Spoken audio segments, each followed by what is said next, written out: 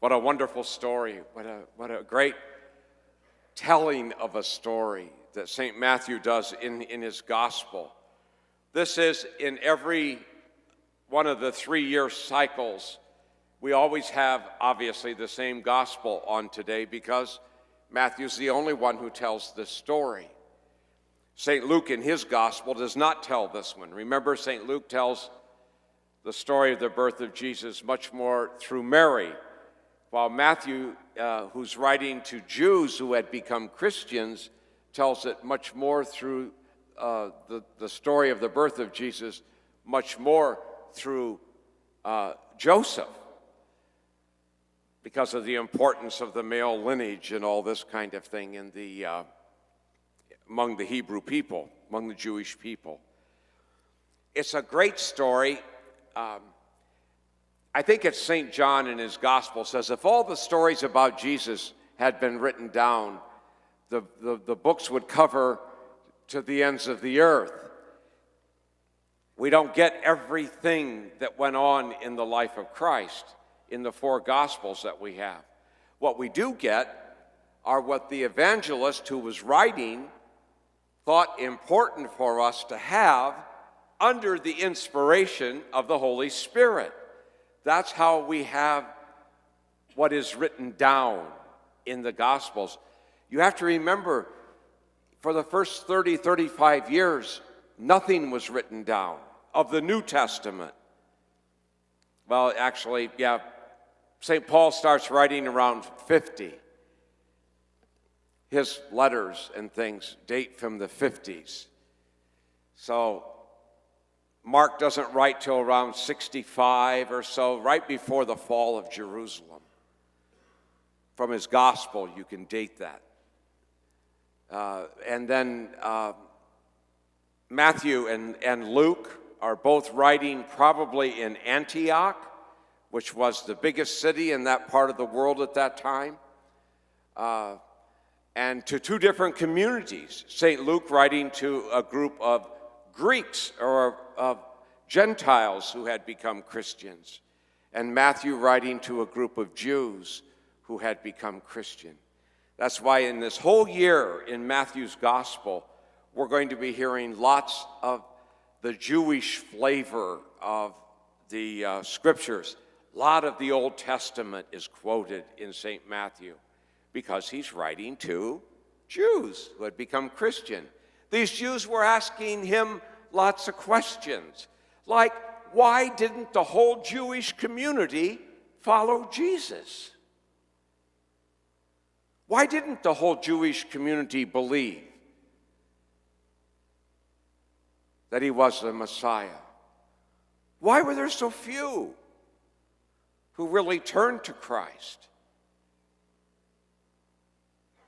Among the stories that Matthew tells to answer that, already in his infancy narrative about Jesus, is this story of these 3 who are not Jewish.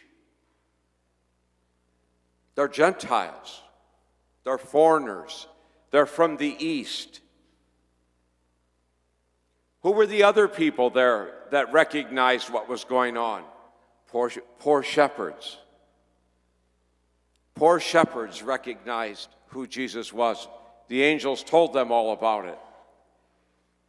These 3 who come from the East, probably wealthy. They had to be able to have time to study the stars, and they also had to have bucks to be able to travel. Probably wealthier people. All people will come to worship this child. All people will come to proclaim him Lord and King of their lives. All people, not just Jewish people, but also people from other nations will come. Isaiah the prophet had foretold it, that it would happen. It had been told in numerous things. Bethlehem, land of Judah, the prophet Micah tells us that the Messiah will be born in Bethlehem of Judea. So Matthew's saying to them, this event happened. This event took place. We don't even know their names. We've named them now. We've given them the names Balthazar, Melchior, and Casper. And they got those names in those early 1st and 2nd century. They're not named in the gospel. I always think people aren't named in the gospels because you and I have to be those people. I have to be one of those coming, seeking, searching, finding, adoring, and then giving gifts back to. It is about the three who come from the east, but it's about you and I, about you and me on a journey called life. It's about you and me having enough faith to seek, to find and understand God more deeply in our lives as we journey. It's about you and me risking sometimes to see that Christ more deeply in my life, stepping out a little bit in faith, looking a little more deeply into the events of my life to see if the hand of God is there or not. What I can do to open my heart to make it more. Can I journey more deeply into the signs I do see of him in my life, to look at him a little more deeply, to see the depth of his presence?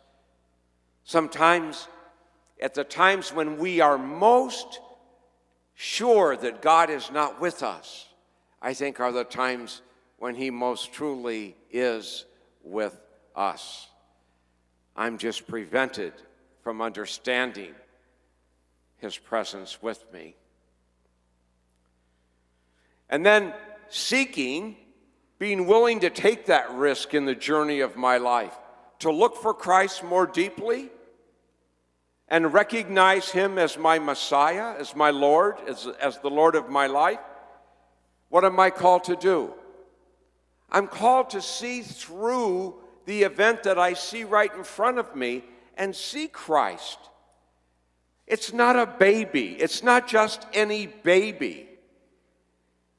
They know because of that star's presence and its movement that this child, these aren't Jewish people. They don't know the Old Testament.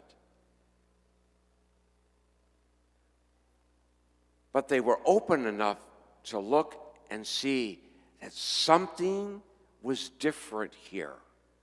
There was something different about this king, this child. He was supposed to be in a palace in Jerusalem. Actually, I think God was probably about as far from the palace in Jerusalem under Herod the Great that God could get.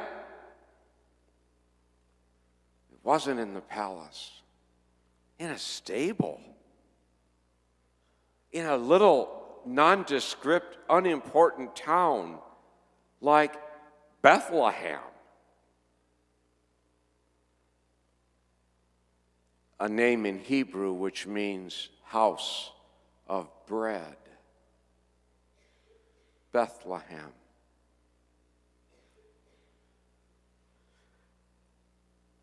They come to the child and know and understand that something is different. Probably didn't still have a lot of facts. We have no knowledge of what Mary and Joseph might have shared with him. Something was different. Legend tells us they became very involved in the early Christian community. What did they do? Recognizing this, they adore him. They do him homage. They probably, in the eyes of the world, had a lot more importance than that child had, or Mary had, or Joseph had. probably a lot more importance. They did him homage. They adored him. And then they opened their hearts to him with their treasures. They were good stewards of the gifts that God had given to them. They laid out all their gold. And I think in that gold you need to see not just gold as in coins or gold treasure or something like that. You need to see anything about themselves, about their physical life, the talents they have, the treasures they have, the possessions they own, everything laid down before this child. Gifts of frankincense. The scriptures are full of, the Old Testament scriptures are full of images, especially in the Psalms. Let my prayers rise like incense before you, O God. Incense, because there's a whole spiritual side to them, a soul side to them. The gold may be more the body side. The incense may be that spiritual side of my soul. Offering my soul to him, giving him everything I am, body, soul. And myrrh, a strange gift, a symbol of suffering. I think we know where this story is going. And maybe that's to bring to the Lord all the suffering and pain that we have in our lives. It's part of every single human life. Bring the Lord your suffering. Offer him the gold of your body life, the incense of your spiritual life. Offer him today even the suffering that you've been asked to bear in his name. Gold, frankincense, and myrrh, we bring ourselves to do him homage today.